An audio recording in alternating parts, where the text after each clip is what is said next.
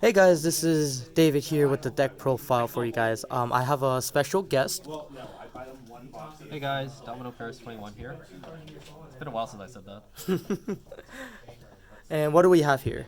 So we have my Narukami deck that I was able to win first place at locals today because, locals means everything. But yeah, I need some more of these. Congratulations promos, best promo so far that we've got so far. So yeah, we're just finishing up here in the tournament in locals. So I'm just going to go ahead and show off the deck for you all. Obviously, we're running the 4 Gauntlet, 4 Drill. It's pretty simple, straightforward. I don't run any other 3s. I think these are the only 2 you should really focus on.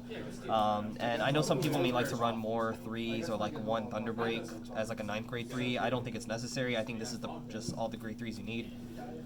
Gauntlet was really good in the mirror today, just because my opponent just used 1 counter blast and I was able to threaten like 5 damage every turn. So it's definitely really good to try and counter blast lock certain decks. So I was able to successfully do that with Gauntlet Buster, and then of course Drill is still your win con of the deck in case people want to point that out. Grade 2s, pretty simple. 4 Death Sights, 4 Zoiton, and 4 Choho. Simple as that. There's really no other 2s I like. There's a few other options, but this is kind of staple at this point. And how's the cost for the Soul Blast? Do you have enough to use most of it, or? Yeah, you should have enough to do it, like to do Death Sight maybe twice if you Zoiton once, which is fine. And oftentimes you may not even need to Death Sight anyway. So just the static 14k is still very beneficial, especially in force matchups. But with the amount of binding that the deck can already do inherently, especially with your grade 3s, you don't necessarily have to worry about the Soul Blast as much. The most I've ever gotten Death Sight off was twice, just because I Zoitoned a lot. But like I said, you don't really have to focus so much on that. So is he mainly a beater slash? He's a beater slash binder. Okay. Essentially, he's an enabler plus a beater. So that's really what you use him for. Cho's does the same thing, right? Yeah. Well, Choho allows you to bind, and then you can initiate extra attacks. Actually, I've been finding Counterblast to be a little bit tough to balance out, especially if you really want to utilize Choho. So you definitely just want to be very careful on how you use Choho, because especially like in the mirror match, you don't want to like potentially counterblast lock yourself out, because then your opponent, a good player, can actually read that and play around that. So Choho is really served more like later in the game. Or I like to use them a lot with Drill, because you can Choho. Because you can use Choho's skill at the second attack when you restand with Drill. So depending on how the board state turns out, like if your opponent damage check triggers and such, it can better determine whether you should use Choho or not. So some people here actually didn't realize that, but this is probably the pairing I like to use a lot. But yeah, just grade 2 lineup is pretty staple. Grade 1s, it's pretty staple. I mean, the differences you'll get with everyone is probably the ratios. So Rising Phoenix, Self-Explanatory, 4 Demolition Dragons. Obvious. Ship them if you have them. And Bolt Capture Dragon, this is probably like probably my favorite grade 1 in the deck. He's probably the MVP from my perspective. He is, honestly, he is. Just because like Bolt Capture was like the card I was most excited for with Narukami, just because I'm able to pick off back rows for free. Do keep in mind your opponent gets to choose the back rows, so you don't get to choose. Some people tend to overlook that for some reason. But yeah, very good, and he's free. I was actually considering running 4. Like I originally was cutting a Demolition for that, but the power from Demolition is just too good. To be honest, like him behind a Gauntlet Buster, hitting for like a static 33 against 4s, potentially more with Zoiton, is still very powerful. Magic numbers. Yeah, plus early game. I mean, he's just a really solid card. I think 3 is a perfect. I think it's a perfect balance. Because especially in Excel mirrors, Excel decks don't necessarily boost that often, so I think the 3 is a good balance, to be honest. And actually, that card's my favorite card. Yeah, this card too. Originally, I actually didn't even think about playing this card. I was actually like running like 4 Bolt Capture, and then this was like an extra card somewhere. But then I talked about it with some guys, and there was definitely some good value with Gaibin. Yeah, I think Gaibin's definitely my favorite card out of the deck, because when I tried him out, I was comboing with him.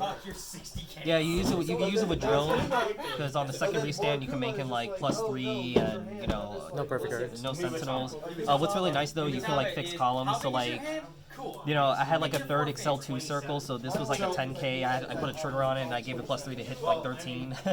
So you can use it to fix some numbers. You can use it to make Choho. You can use it to make Choho under Excel 2 circle into a little bit bigger. Or Excel 1 if you do so, or Choho with a trigger, make it like that nice 22k threshold against 12k Vanguard. So there's definitely some good value with them. I think 2 is just fine because you really just want to use them on drill turns to take the most advantage of them, because obviously you can use them more than once if able. He's okay with Gauntlet Buster, but yeah, I think 2 is just the perfect balance. I don't really focus on them too much, so. Yeah, that's just my grade 1s. The trigger lineup, this is probably subject to change. I just didn't have them today to test out. But it worked out pretty well. It worked out pretty well, I say. 7 front, 5 draw, and 4 heal. I definitely like having the 1 vanilla draw in there. I mean, my theory all the time when it comes to having like those extra draws in a deck, it's always going to be highly beneficial if you have a way to get rid of the draw triggers without using a PG.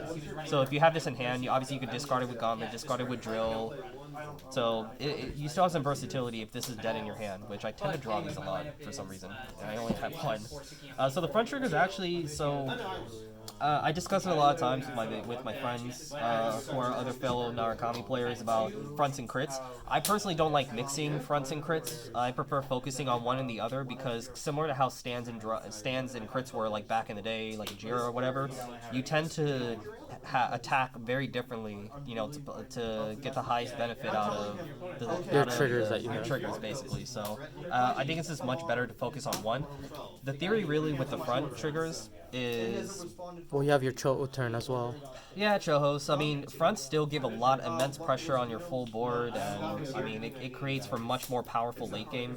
It's expected. That's pretty obvious for fronts. The idea is like you Gauntlet Buster them. It's already hitting for a good amount of damage anyway, so crit triggers with the Gauntlet, it's a little bit redundant. So he can easily get your opponent to 5, if he's able to hit once, and then ideally, once your opponent's at 5, you drill, and then front becomes more powerful. But what I've been finding is that crits could be another option, just because, if you want to counterblast a lot of people, the crits can just be a lot more pressuring. Crits can accelerate damage anyway on their own, or you can just use it to stack a Choho. So there's definitely a lot more precise reasons why you may like the crits more. I just didn't have crits to play today, but, the front's still really good. So I may stick with fronts going forward, but yeah, that's what I'm playing. So, but yeah, that's the lineup. It's pretty straightforward. What are some hard matchups for you? 4 heals. Excuse me. Hard matchups. Well, the mirror can be a little tough. The mirror is really depending on how Gauntlet Buster ends up being utilized for both players. Because the mirror I just had in the finals and locals today, the first game I was able to. He used 1 counterblast. He only had one damage. He used the counterblast, and then I just sat on Gauntlet Buster and just kept threatening him with 5 damage every turn. So he literally used 4 PGs, and then I just put like 2 Zoitons on board, killed his front row, and then I hit for like 73, like waterfall, Dragonic waterfall numbers. So that's really how the mirror probably would work. The next games, my opponent, he took more damage early on just because he was aware of that strategy. So then. I went to Gauntlet into Drill. So the mirror, it's a little finicky. The Force matchup is still a little tough, just because Gauntlet is not that powerful against Force. Just because, plus 10, making it 22. If you have the Demolition, you can make 33, but even then, you could still get overwhelmed by some Force decks. But, being able to, control the board while also still being aggressive is still highly beneficial. But, that's really where Gauntlet is least powerful. Drill is still good.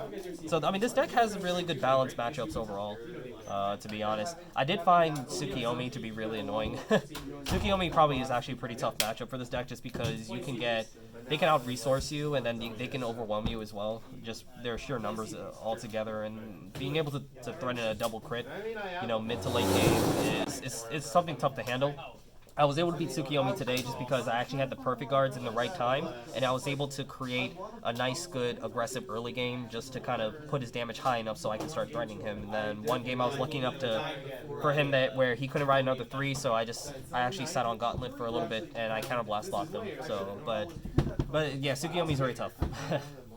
Alright, well, thank you for the deck profile, guys. Make sure you guys comment, like, subscribe to the video, and that's pretty much it. Thanks for watching.